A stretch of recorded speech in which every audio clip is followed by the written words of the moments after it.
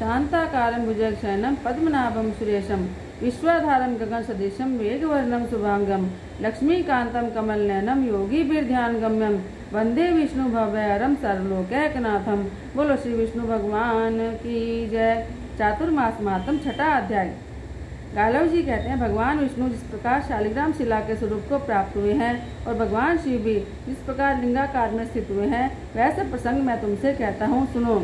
पूर्व काल में ब्रह्मा जी के अंगूठे से प्रजापति दक्ष उत्पन्न हुए थे। दक्ष के सती नाम की एक पुत्री हुई, जो उत्तम लक्षणों से संपन्न बड़ी साध्वी थी। विधि के ज्ञाता भगवान शंकर ने सती के साथ वेदोक्त विधि से विवाह किया। दक्ष प्रजापति का चित्त मोहवश मूर्ता को प्राप्त हो गया था। उन्होंने एक महान यज्ञ का आयोजन किया। उसमें भगवान शंकर के प्रति द्वेष भाव का परिचय दिया। पिता के उस महान द्वेष से सती देवी कुपित हो उठी और यज्ञ वेदी में आकर प्राणायाम में तत्पर हो उन्होंने अग्निमय धारणा के द्वारा अपना शरीर त्याग दिया। उनके शरीर में जो पैतृक अंश था, उसका परित्याग करके अपने भाग के साथ सती देवी ने मन ही मन शीतल हिमालय का चिंतन किया। मृत्यु काल में अपने कर्म के अधीन हुआ मन जहाँ जहाँ जाता है, वहाँ वहीं उसका अवतार होता है। अतः अग्नि में जली हुई सती देवी शीतल हिमालय का चिंतन करने के कारण हिमालय की पुत्री हुई। वहाँ पर्वत कन्या होकर उन्होंने शिव भक्ति में तत्पर हो बड़ी उग्र तपस्या की। फिर सहस्त्रों वर्षों के बाद भूत भावन भगवान महेश्वर ब्राह्मण का वेश धारण कर उस स्थान पर आए और पार्वती के कर्म और स्वभाव की परीक्षा लेकर उन्हें तपस्या से विशुद्ध जाना। फिर दिव्य शरीर धारण करके भगवान शिव ने पार्वती का हाथ पकड़ लिया और कहा, देवी तुमने तपस्या से मुझे जीत लिया है, बोलो तुम्हारा कौन सा प्रिय कार्य करूं। तब पार्वती ने महेश्वर से कहा, आप मुझे अंगीकार करने में मेरे पिता को निमित्त बनाइए। उसके इस प्रकार कहने पर भगवान शंकर ने सप्तऋषियों को हिमालय के पास भेजा। सप्तऋषियों ने हिमालय के पास जाकर लगन का समय बतलाया और महादेव से सब समाचार कहकर वे अपने स्थान को चले गए। फिर लगन के दिन इंद्र आदि सब देवता ब्रह्मा विष्णु और अग्नि आगे करके आए और वर वेश में भगवान शंकर का दर्शन करके बड़े प्रसन्न हुए। हिमवान ने दूल्हे रूप में भगवान शंकर का दर्शन करके अपने आप को कृतार्थ माना और प्रसन्नतापूर्वक मधुपूर्वक आदि शुभ उपचारों से उनका पूजन किया। फिर वेदों की विधि के अनुसार गुणवती कन्या को हिमवान ने भगवान शंकर को सौंप दिया। उसके बाद भगवान शंकर ने अग्नि की परिक्रमा करी और जब उनसे गोत्र आदि पूछा गया तब वे लज्जित से हो गए। फिर ब्रह्मा जी के कथनानुसार विवाह की शेष विधि पूरी की गई।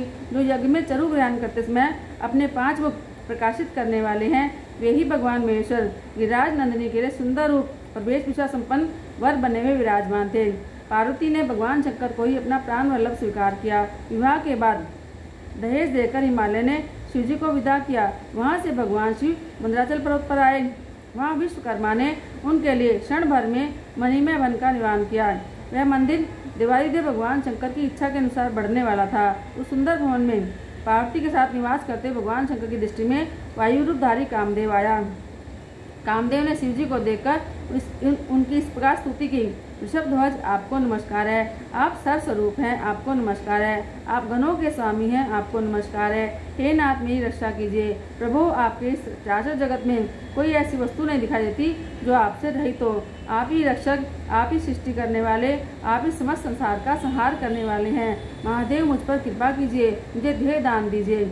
फिर भगवान शिव बोले, कामदेव मैंने पूर्व काल में तुम्हें पार्वती के आगे भस्म किया था, अब पुनः उन्हीं के समीप शरीरधारी हो जाओ। भगवान शंकर के ऐसा कहने पर कामदेव ने अपना शरीर धारण किया और विनय से नम्र हो उसने पार्वती के दोनों चरणों में प्रणाम किया। उस समय उसके मन में बड़ी प्रसन्नता थी। पार्वती और परमेश्वर का प्रसाद पाकर महामोह एवं बल से संपन्न महातेजस्वी कामदेव तीनों लोकों में विचरण करने लगा। प्राचीन काल में देवासुर संग्राम के अवसर पर भयंकर रूप धारण करने वाले बलोन्मत्त दानवों ने देवताओं को मारा। देवता डरकर ब्रह्मा जी की शरण में आए। बृहस्पति आदि देवताओं ने जगत पिता ब्रह्मा को नमस्कार करके उनका स्तवन किया। फिर सबके सब हाथ जोड़कर खड़े हो गए। तब ब्रह्मा जी ने पूछा कि किस लिए आए हो। देवता बोले, तात अद्भुत पराक्रम करने वाले दैत्यों ने युद्ध में हमें हरा दिया है, अतः हम सब आपकी शरण में आए हैं। देवेश्वर आपकी शरण में आए हुए हम लोगों की रक्षा कीजिए। देवताओं की यह बात सुनकर ब्रह्मा जी ने कहा, एक समय शिव भक्तों ने भगवान विष्णु के भक्तों से जीतने की इच्छा से बड़ा विवाद किया। तब भगवान शंकर ने अपने भक्तों के देखते देखते एक परम अद्भुत रूप धारण किया। वह उनका हरिहर स्वरूप था। वे आधे शरीर से शिव और आधे शरीर से विष्णु बन गए और भगवान विष्णु के चिन्ह और दूसरी ओर भगवान शिव के चिन्ह प्रकट हुए। एक और गरुड़, दूसरी ओर नंदी, एक और मेघ के समान श्यामवर्ण था तो दूसरी ओर कर्पूर के समान गौरवर्ण। दोनों में एकता का स्पष्टीकरण हुआ। इस प्रकार संपूर्ण विश्व में एक ही भगवान व्यापक है, अतः विश्व भगवान से भिन्न नहीं है। इस प्रकार भगवान की एकता का बोध हुआ। श्रुतियाँ और स्मृतियों के अर्थ को बाधित करने वाली भेद बुद्धि नष्ट हो गई। पाखंडी और युक्तिवादी सब आश्चर्यचकित हो अपने अपने मत का आग्रह छोड़कर मोक्ष मार्ग की शरण में चले गए। मंदराचल पर्वत पर वह हरिहर मूर्ति आज भी विद्यमान है, जिसकी प्रमथ आदिगण सदा स्तुति करते हैं। सृष्टि, पालन और संहार करने वाली वह मूर्ति संपूर्ण विश्व का बीज और अनंत है। शिव और विष्णु की उस संयुक्त मूर्ति का स्मरण करने पर वह संपूर्ण पापों का नाश करने वाली है। वह परम सत्य एवं योगी पुरुषों के द्वारा चिंतन करने योग्य है। मुक्ति की इच्छा करने वाले मनुष्य उस मूर्ति का ध्यान करके परम पद को प्राप्त होते हैं। चतुर्मास में विशेष रूप से उसका ध्यान करके मनुष्य फिर मानव लोक में जन्म नहीं लेता। उस हरिहर मूर्ति के समीप जो लोग जाते हैं उनका वे भगवान कल्याण करते हैं। ऐसा कहकर ब्रह्मा जी अंतर ध्यान हो गए। फिर वे अग्नि अधिदेवता मंदराचल पर्वत पर गए और भगवान महेश्वर को खोजते हुए वहीं भ्रमण करने लगे। फिर चतुर्मास पूरा होने पर हरिहर स्वरूपधारी भगवान शिव उनके ऊपर प्रसन्न हो उनको दर्शन देकर बोले, देवेश्वरों, अब तुम लोग जाओ और अपने अपने अधिकारों का उपभोग करो। मैंने उन दानों को जिनसे तुम्हें बहता मार डाला है। तब प्रसन्नचित बाधा रही देवता कोटि कोटि विमानों के द्वारा अपने अपने अधिकारों को प्राप्त हुए। एक समय सब देवताओं और भगवान विष्णु और शिव जी के द्वारा भी पार्वती जी की इच्छा के प्रतिकूल कोई कार्य हो गया और उन्होंने देवताओं को मृत्युलोक में पत्थर की प्रतिमा होने का शाप दिया। उसी समय उन्होंने भगवान विष्णु से कहा, आप भी मृत्युलोक में शिला रूप होंगे और शिव जी को भी ब्राह्मणों के शाप से लिंगाकार रूप प्राप्त होगा। तब भगवान विष्णु ने पार्वती जी को प्रणाम करके कहा, महाव्रते, महादेवी, आप सदैव महादेव जी की प्रिया हैं। संपूर्ण भूतों की जननी, आपको नमस्कार है। आप कल्याणमयी हैं, आपको नमस्कार है। आप पार्वती जी ने प्रसन्न होकर कहा, जनार्दन, आप शिला रूप में रहकर भी योगेश्वरों को मोक्ष देने वाले होंगे। विशेषतः चतुर्मास में सब भक्तों की कामनाएं पूर्ण करने वाले होंगे। ब्रह्मा जी की प्यारी पुत्री जो गंडकी नाम वाली नदी है, वह महान जलाशय से भरी हुई और परम पुण्यदायिनी है। उसी के अत्यंत निर्मल नीर में आपका निवास होगा। पुराणों के ज्ञाता आपको 24 रूपों में देखेंगे। आपके मुख में स्वर्ण होगा और शालिग्राम आपकी संज्ञा होगी।